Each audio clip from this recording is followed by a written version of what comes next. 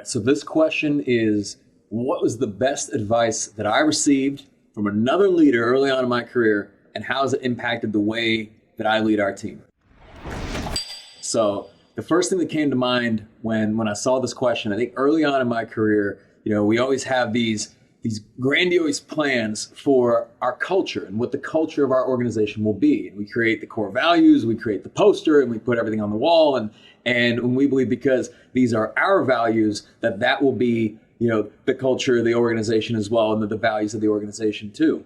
And that works early on. So it works when it's just you, or it works when it's you and maybe one other person. But as your organization grows, and as my organization grew, I quickly realized that once you get to 5, 10, 20, 30, 40, 50 plus people, that whatever culture you believe that, whatever values you have, what culture you believe you have, that culture is really just a function of the values of everybody in your organization. So, and this is something that can exist by default, because this is like a living, breathing animal, if you will, or by design.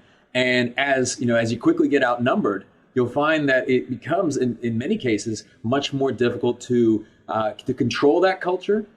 So really what your culture is, to really dictate it, it's really based on how you hire and who you fire. That's it at the end of the day. And in reinforcing certain behaviors, certain values, and so on. But when you're quickly outnumbered, you have your beliefs on what your culture should be, but then there's what it is. And when there's 50, 60, 70, 80 people that, let's say, think in a different way, have different values, all those different things, that really the aspects of the culture that you control are the people in the organization. So it's making sure on the front end that you're bringing in the right people that align with the values of the organization, and that those that are not able to, let's say over time things change, that do not continue to align with those values. So for example, if you see something that's off culture and you do nothing, well, that becomes the new culture. Right? So it's something that you continuously have to reinforce and realign and so on. But at the end of the day, your culture is going to be defined by who you hire and who you fire.